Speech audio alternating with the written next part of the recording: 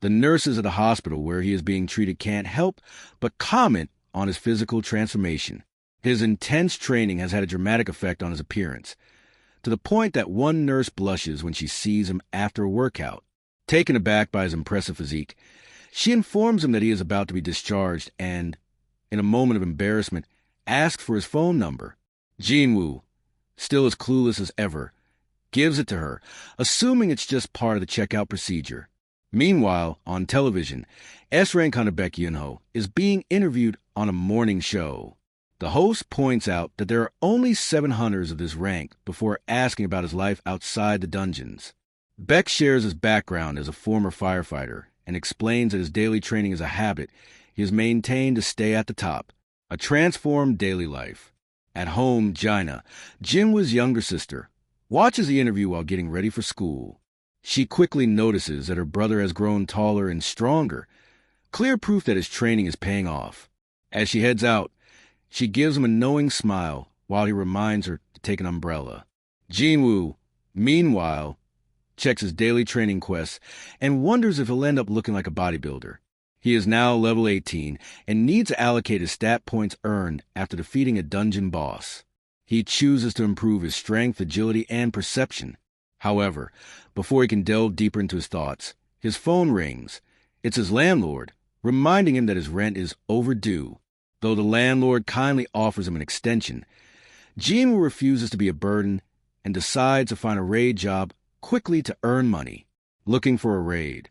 Despite his newfound power, Jinwoo is still officially an E-rank hunter.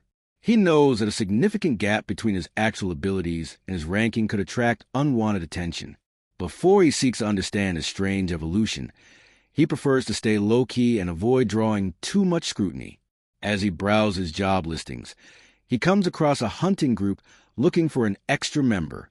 He heads to the meeting spot, a construction site with a dungeon gate. There, he meets Hwang Dongsuk, the raid leader. Jinwoo's reputation as the weakest hunter precedes him. Some team members chuckle at his presence, but Hwang silences them and welcomes him politely. Jinwoo makes sure that he can join despite his rank, and Hwang reassures him that he is only there to fill the required hunter quota, so they can enter the C-rank dungeon, while the others handle fighting. Jinwoo finds it odd that there is no healer in the group, but signs a contract and officially joins the expedition. A dark and ominous dungeon. As the group enters the dungeon, Yoo Jinho, a 21-year-old D-rank hunter, strikes up a conversation with Jinwoo. He is wearing a brand-new, expensive set of armor, indicating that he comes from a wealthy family. The dungeon gate is massive, but Jinwoo reassures Jinho that size doesn't determine danger. The level of emitted magical energy does. However, as they move forward, they notice that the dungeon is unnaturally empty. There are no monsters, no glowing mana stones, and the total darkness reminds Jinwoo of the terrifying Kartinan Temple. At a crossroads in the tunnels, he senses the presence of enemies. He immediately realizes they are insect-type monsters and that the attack will come from above. Just as he warns the group, a swarm of giant ant-like creatures emerges. Jinwoo notices that the team is well-coordinated and that Jinho holds his own thanks to his high-end equipment. Yet, something feels off. Meanwhile, elsewhere, S-rank hunter Baek Yunho is training, smashing through massive stone blocks with his bare hands, causing tremors throughout the building. A deadly trap. Jinho continues chatting with Jinwoo as the team explores the dungeon. Despite its enormous size, it remains eerily devoid of monsters.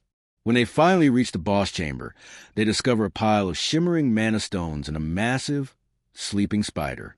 Hwang, the raid leader, has a plan in mind. He wants to claim this exceptional loot to impress his brother.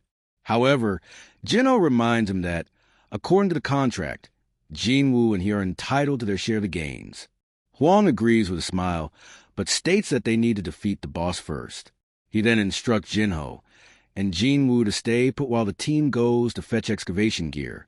But as soon as they step away, the trap is sprung. A massive explosion seals the chamber entrance, leaving Jinwoo and Jinho trapped with the giant spider.